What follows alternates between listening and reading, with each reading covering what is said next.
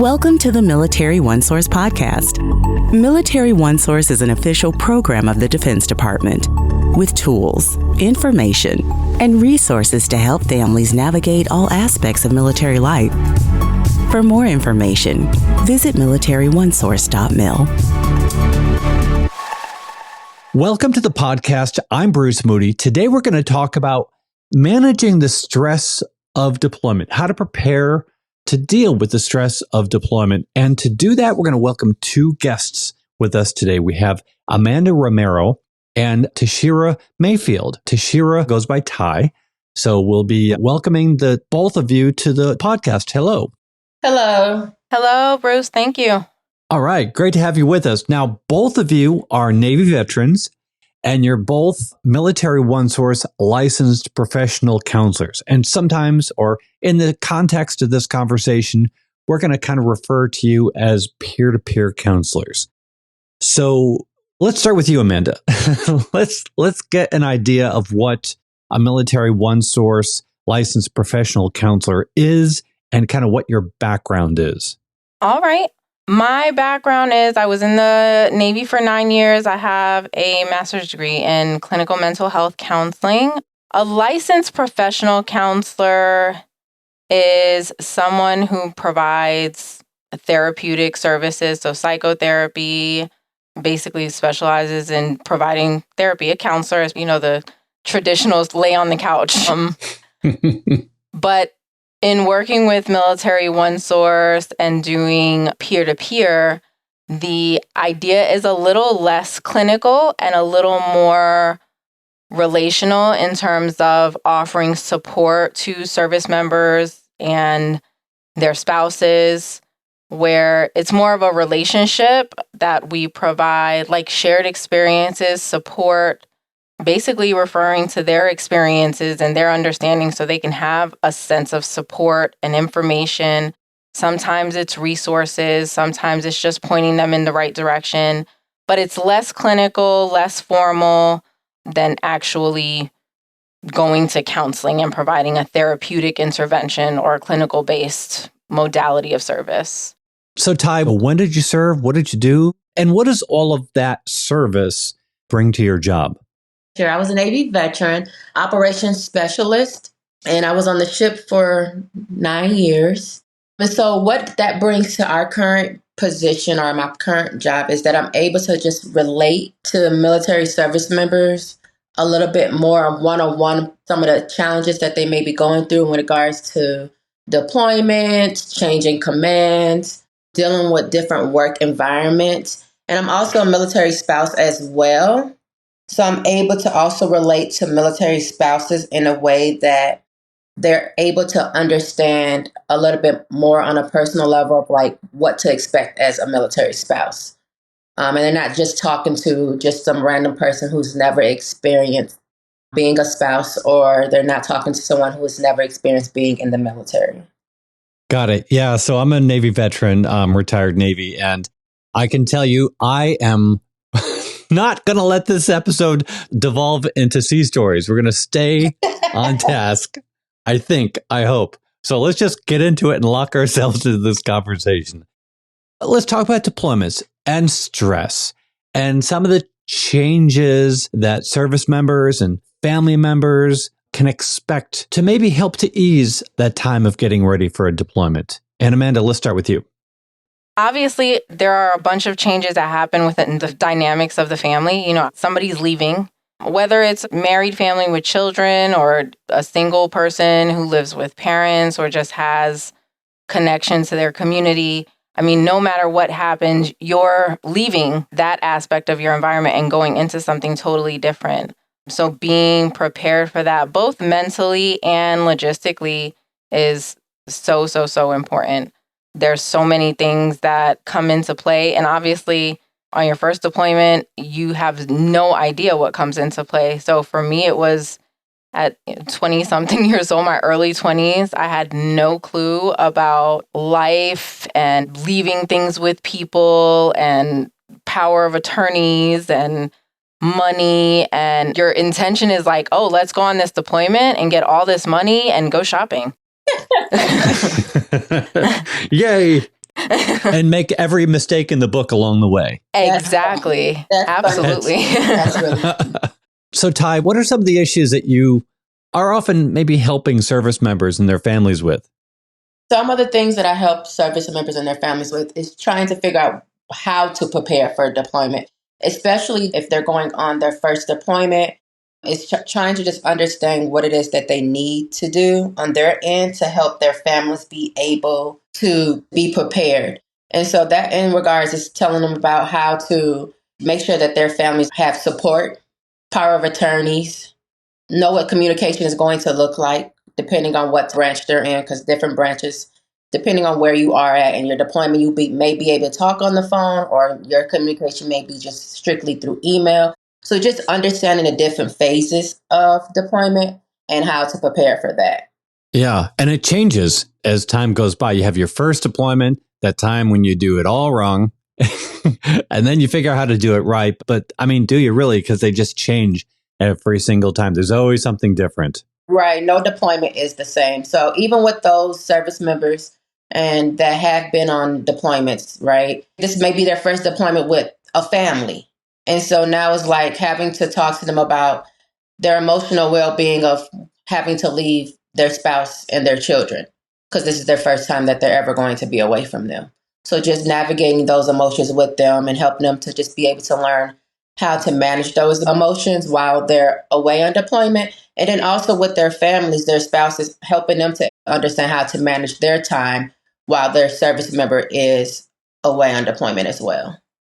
Yeah. So it starts out, you're going to deploy, you find a buddy to look after your car when you're gone. A couple of deployments later, it's all different. You're married, you got kids. So how is it different for family members? I really think for family members, it's just a different aspect of dynamics and things to figure out. You know, when you're the service member, you're figuring out what you have to do to leave things lined up while you're gone. So all of your personal things, you know, people being able to act on your behalf. So that's where the power of attorney and family care plans, things like that come into play. When you're the family member at home, and I was also married for 10 years to a service member who is retired now. And that aspect of it is totally different because you're the person at home. So you're hoping the service member did everything they needed to do so you could be able to do everything. Exactly. That's why I said hoping. Because you're really the person at home. So anything for that service member, if they didn't do their part, you can't do it. And then they're calling you going, hey, can you go run and do this? Can you go to the bank and do this? And they're like, no, you're the spouse. You cannot do those things. Or just having support in place, being able to have family members close by. And sometimes if you're the spouse and you're following the service member, you're going to all these places where you guys have no friends, no family, no support outside of utilizing the things that are in place, like in ombudsman and family support, depending on where you're stationed. So it's really about being intentional in finding that support. You know, there are things that are put in place intentionally through the military for service members and their families. But then it is also about putting yourself out there, which is sometimes the hard part, finding your own network, especially if you have children. And if you're on your own, just being able to keep your sanity intact and find things that you can do that fill your time, that are healthy, coping skills that keep you on track and planning ahead. What are some of those coping skills? The biggest thing for me that I found when I was married and my husband was gone, and with my ex-husband, we got married before, which was a unique experience because we got married. I didn't have any children prior to my marriage, and I was single, living on my own. And then I went married, child, dog, house. So instant family. Instant family. Perfect. So I went from, water. Yeah, exactly. I went from completely single, great luxury vehicle, making great money, spending all my money. And then it was like I had all this stuff and no money. And so the process of making the adjustments to being able to manage all of those things was really difficult. Okay, so there's the logistics. There's things they got to think about. But as far as like mental wellness tips, tricks, advice that you have for them, when you're talking to them about how to deal with the stress, what are you talking to them about? what that looks like. So understanding what their stress level is key because everybody's stress level is different. And so when it comes to like, for me, for spouses, is understanding who their support system is, understanding what they find interest in, any hobbies, understanding that they need to sometimes take a break for themselves, whether that be 5 or 10 minutes, just to decompress. And I always tell my service members and spouses that when you find yourself just overwhelmed and frustrated, the first thing we need to do is take a breath. Because sometimes as humans, we forget to just breathe. And so when I'm talking to service members or spouses, we tend to go over like breathing techniques just to help them understand how to just breathe when they're feeling just overwhelmed and frustrated and not really knowing how to deal with their stress. And then from there, we try to navigate, okay, well, what do you find interest in? What helps you be able to just decompress, even if it's just 5 or 10 minutes? And then also, what does your support system look like? Who can you talk to? Who do you confide in when you're in trouble or you're just wanting to just laugh or vent? And so I help them to just be aware of those things. And then from there, we're able to help them learn how to just manage stress at a more easier level. Because stress is going to come no matter how much we try to get rid of it. I really want to hear from the licensed professional counselor side of you, because you talk about the importance of breath. And it's one of those things where it's the simple things that can have such a tremendous benefit. I guess we kind of all get it. People say, oh, take a breath, breathe deep or whatever. But I mean, there really is a lot to it. And it's just such a powerful thing. And it's always there. Air is always there. You don't have to put money in a coin slot or anything. Maybe just take a moment and just talk about the real benefits of just giving yourself a moment to breathe. I mean, really deep breathing, meditation, just the process of how we think. Of course, there's the clinical aspect of that is like has to do with just oxygen and what air does for your body. But a lot of people don't even realize that we go from day to day living in the moment. I mean, that's the world we live in today. The world we live in today is built around instant gratification. If we want to do something, if we want to see somebody, if we want to talk to somebody, it's a phone call away. It's a video away. We are just going through the moment, and instant gratification has everything at our fingertips. So it's hard for people to deal with being separated from family members and being away from people and not being able to have that connectedness when we want it. So a part of establishing coping skills is walking through the process of what it is to establish coping skills. Much like what Ty said, establishing what do you do for fun? What do you do to pass time? What do you like to do? What do you enjoy doing?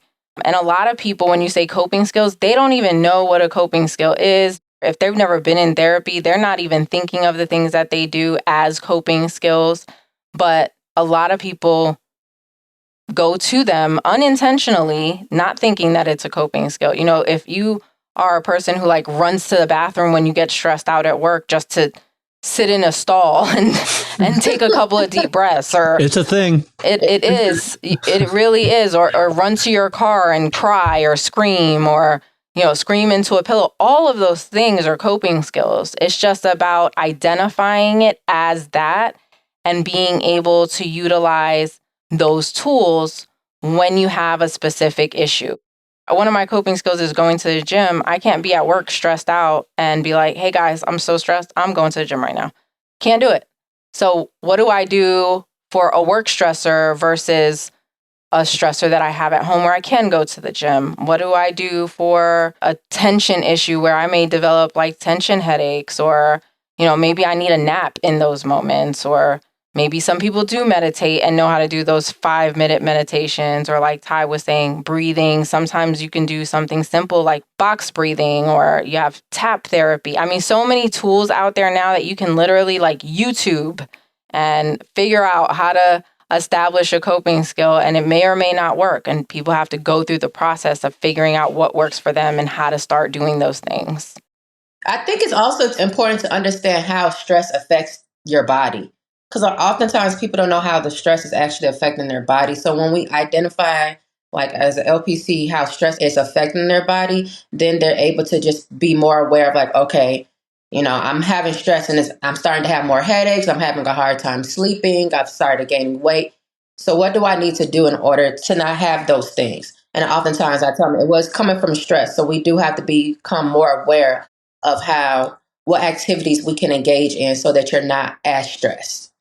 Got it. So we're talking about a lot of the things that a person can do to get ahead of their stress. But what happens when that's not quite enough?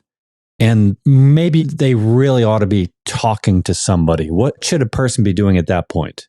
Well, then that's when we're going to refer them to actually speak to a counselor so that counselor can help them actually navigate the deep-rooted cause of what they're experiencing. So how does that work? So a person may call up Military OneSource and they're speaking with you, and would you determine that they need something different? How would that work?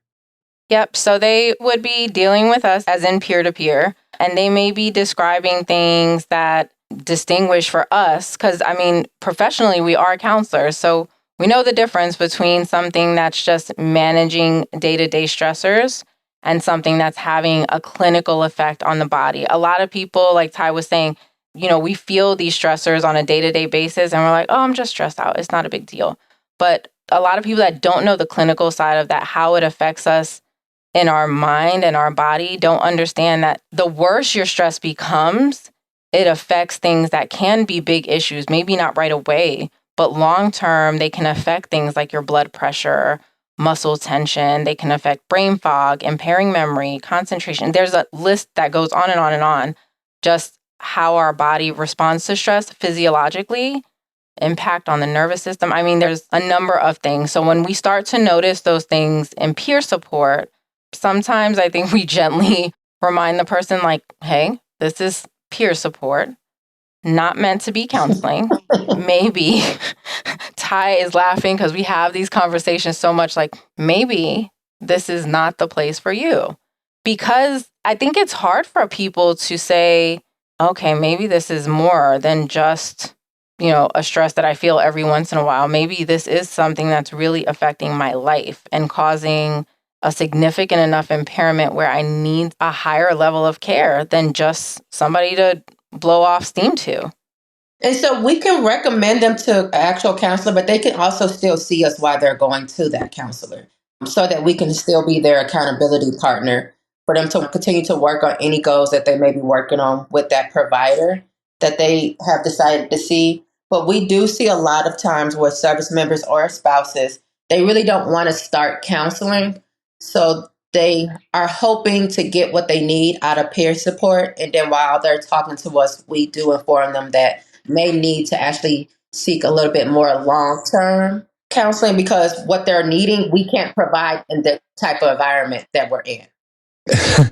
I don't want to devolve into sea stories. However, I just know that the two of you just have a couple of stories to share, experiences, amazing mistakes that you've made and maybe what you've learned from them, or just the experience of dealing with stress during a deployment, either as a service member or a spouse. I really want to hear from you guys. Well, I'll take that one.